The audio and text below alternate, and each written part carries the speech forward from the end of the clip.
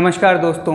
2015 में 120 रुपये पे ट्रेड होने वाला डिश टीवी का एक शेयर आज 20 रुपये के भी नीचे ट्रेड हो रहा है। वहीं दूसरी तरफ 4 महीने पहले 70 रुपये पे ट्रेड होने वाला जेन टेक्नोलॉजीज का एक शेयर आज 200 रुपये से भी ऊपर ट्रेड हो रहा है। अगर पहले से पता चल जाए कि कौन सी कंपनी का शेयर प्राइस बढ़ने वाला है, कौन सी कंपनी का शेयर प्राइस गिरने वाला है, तो लाइफ कितनी आसान हो जाए। इन कंपनीज की सिर्फ प्राइस में मूवमेंट नहीं आया है, इनकी इंट्रिंसिक वैल्यू में भी इम्पैक्ट आया है। क्या होती है इंट्रिंसिक वैल्यू और कैसे कैलकुलेट करते हैं, एक सिंपल से एग्जाम्पल से इंट्रिंसिक वैल्यू को समझते हैं। ये सरपंच जी की मिठाई की दुकान और दुकान के सामने मास्टर जी का इटैलिका पास्ता नाम से फूड बिजनेस है। मास्टर जी दुकान के लिए सामान लाने डेयरी जा रहे थे, तभी सरपंच जी ने उन्हें एक लिस्ट देके बोला कि जा तो रही हो, ये भी लेते आना।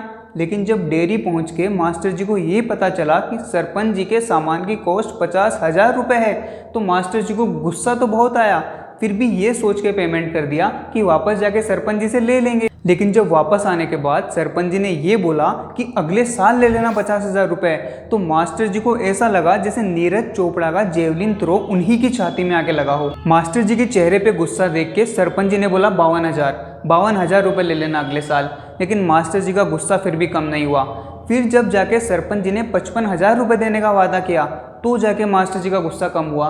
दोस्तों, मास्टर जी को गुस्सा क्यों आया, 52,000 में मास्टर जी क्यों नहीं माने और 55,000 में मास्टर जी क्यों मान गए? इन सवालों का जवाब इंट्रिंसिक वैल्यू से रिलेटेड बहुत सारे कॉन्सेप्ट्स को क्लियर कर देगा। मास्टर जी को गुस्सा आने के 2 मेन रीज़न हैं।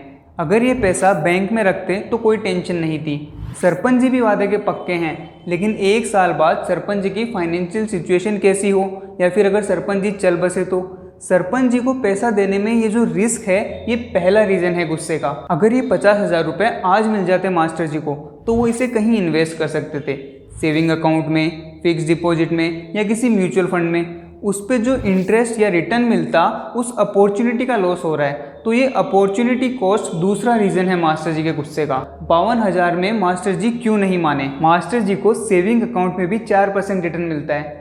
50,000 पे 4% का मतलब है 2,000 रुपये। अगर बिना रिस्क लिए भी 1 साल बाद 52,000 रुपये मिल सकते हैं, तो वो ये रिस्क क्यों ले?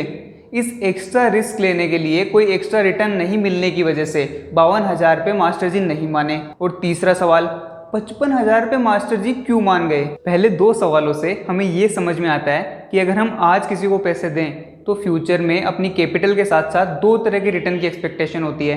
पहला है रिस्क फ्री रिटर्न, वो रिटर्न जो हमें बिना रिस्क लिए भी मिल सकता था। और दूसरा है रिस्क प्रीमियम, जितना रिस्क ले रहे हैं उसके अकॉर्डिंग एक्स्ट्रा प्रीमियम। 52,000 तो बिना रिस्क लिए भी मिल सकता था, तो उतना तो चाहिए ही, लेकिन जो एक्स्ट्रा रिस्क ले रहे हैं उसके लिए कितना रिटर्न एक्सपेक्ट करें? ये समझने के लिए रिस्क और रिटर्न के रिलेशन को पहले समझते हैं। अगर मास्टर जी इस पैसे को म्यूचुअल फंड में इन्वेस्ट करते, तो पिछले 20 सालों का एवरेज रिटर्न देख के 12 से 15% का रिटर्न एक्सपेक्ट करते। अब म्यूचुअल फंड में भी रिस्क है और सरपंच जी के पास रखने में भी रिस्क है, तो सरपंच जी से कितना रिटर्न एक्सपेक्ट करें, ये इस बात पे डिपेंड करता है कि सरपंच जी को दिया हुआ पैसा म्यूचुअल फंड में रखे पैसे से ज़्यादा रिस्की है या कम रिस्की है। अगर म्यूचुअल फंड की बात करें तो एवरेज रिटर्न चाहे 12 से 15% हो, लेकिन हर साल 12 से 15% का रिटर्न नहीं मिलता है। किसी साल में रिटर्न 4% से कम भी हो सकता है, तो किसी साल में लॉस भी हो सकता है। तो रिस्क कैपिटल के लॉस का भी है और ये अनसर्टेनिटी भी है कि 1 साल बाद ये 50,000 रुपये कितने हो जाएंगे। और अगर सरपंच जी की बात करें तो सरपंच जी वादे के पक्के हैं और ये भी पता है कि 1 साल बाद कितना अमाउंट मिलने वाला है। इस रीजन की वजह से मास्टर जी को सरपंच जी को दिया हुआ पैसा म्यूचुअल फंड में रखे पैसे से कम रिस्की लगता है। तो अगर 8 से 12% रिटर्न भी मिलता है तो मास्टर जी को कोई दिक्कत नहीं होगी। 1 साल बाद 55,000 का मतलब है कि 50,000 पे 5,000 का रिटर्न, यानी कि 10% रिटर्न।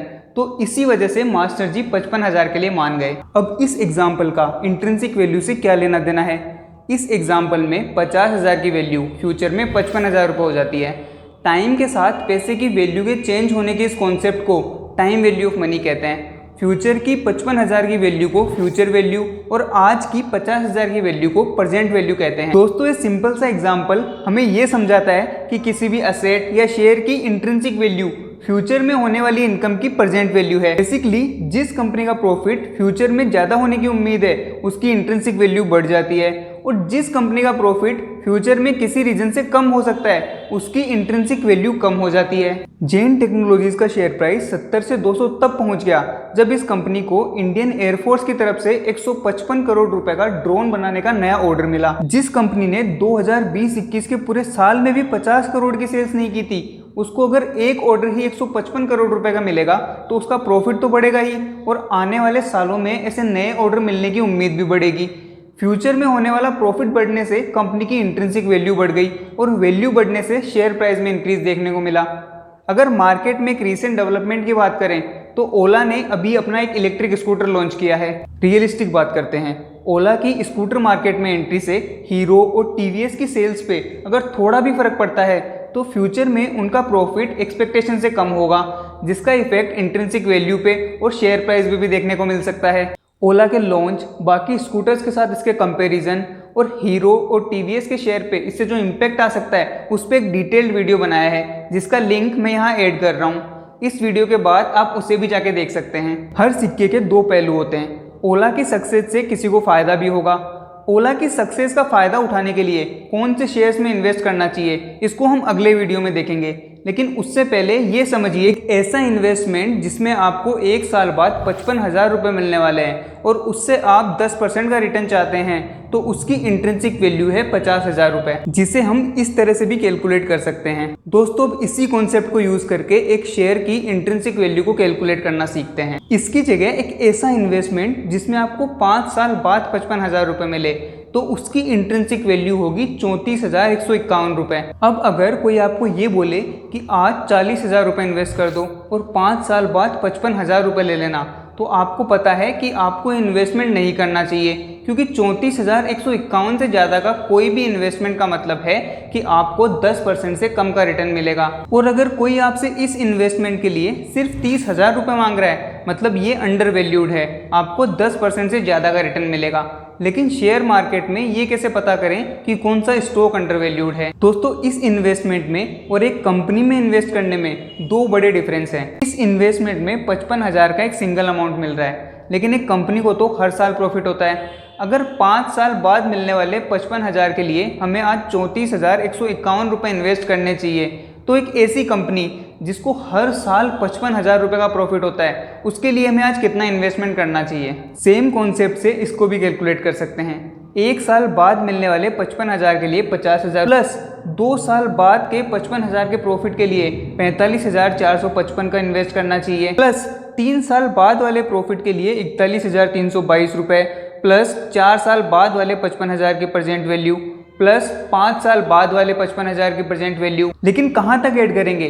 ये प्रॉफिट तो हर साल हो रहा है। दोस्तों, अच्छी बात यह है कि मैथमेटिक्स वाले लोग बहुत आलसी होते हैं, हर मुश्किल काम को करने का आसान तरीका ढूंढ लेते हैं। उन्होंने इस पूरी कैलकुलेशन को करने के लिए भी एक सिंपल फॉर्मूला बनाया है। हर साल होने वाले प्रॉफिट की प्रेजेंट वैल्यू का टोटल है intrinsic value is equal to income divided by rate of return. इतनी सारी कैलकुलेशन करके जो वैल्यू आएगी, इस फॉर्मूला से भी वही वैल्यू आएगी। और इस कैलकुलेशन के अकॉर्डिंग इस बिजनेस के लिए हमें 5,50,000 रुपये से ज़्यादा का इन्वेस्टमेंट नहीं करना चाहिए। बहुत सिंपल सा लॉजिक है ना। अगर किसी को 5 साल बाद 55,000 रुपये मिल रहे हैं तो उसे 34,151 रुपये का इन्वेस्टमेंट करना चाहिए। और इसी तरह अगर किसी को हर साल 55,000 रुपये का प्रॉफिट हो रहा है तो उसे 5,50,000 रुपये का इन्वेस्टमेंट करना चाहिए। दोस्तों, अब हम एक शेयर की इंट्रिंसिक वैल्यू को समझने से बस एक स्टेप दूर हैं।